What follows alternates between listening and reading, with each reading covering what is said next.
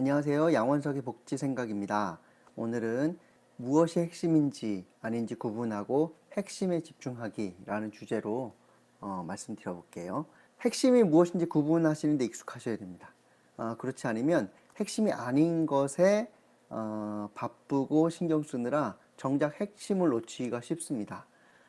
그러려면 무엇이 핵심인지 구분하는 능력들을 키우셔야 되는데, 예를 들어 볼게요.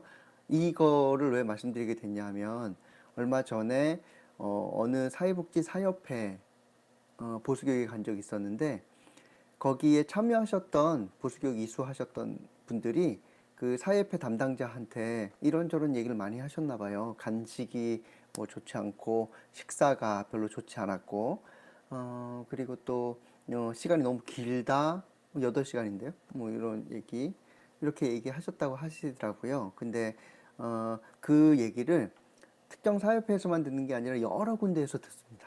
근데 저는 그 얘기를 들으면서 안타까운 부분이 있어요. 왜냐하면 거기 오신 분들은 왜 오셨을까요? 보수교육 받으러 오신 거죠.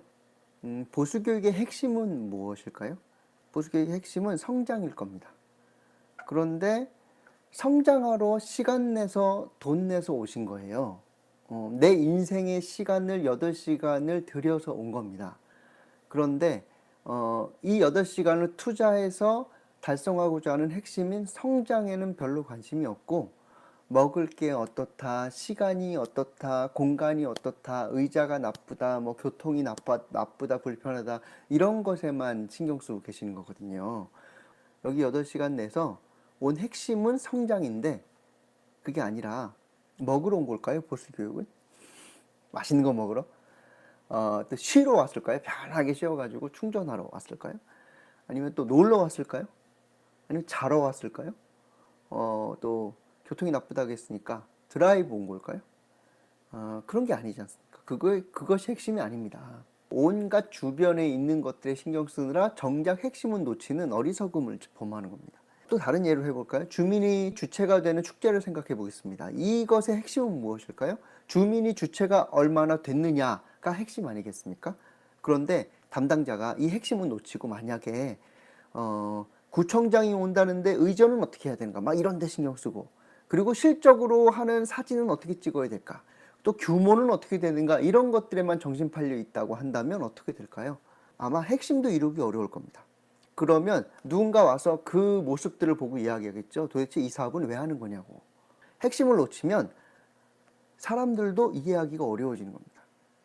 그래서요, 지금 뭘 하시든 간에 스스로 물어보시는 게 중요합니다. 내가 지금 궁리하고 있는 것, 내가 붙잡고 생각하고 있는 것은 핵심인가 아닌가 생각해 보시고, 핵심은 반드시 붙잡아야 됩니다. 하지만 핵심이 아니라고 한다면 어떻게 하셔야 돼요? 과연 지금 이걸 생각할 때인가 생각해 보셔야 되는 겁니다. 행여 주변 것에 막 신경 쓰느라고 핵심을 놓친다면 그런 사람을 두고 사람들이 지혜로운 사람이다 라고 얘기하기 어려울 거고요. 아마 뭐라고 얘기할 거냐면 정신 딴 데 팔려 있는 사람이라고 얘기할 겁니다.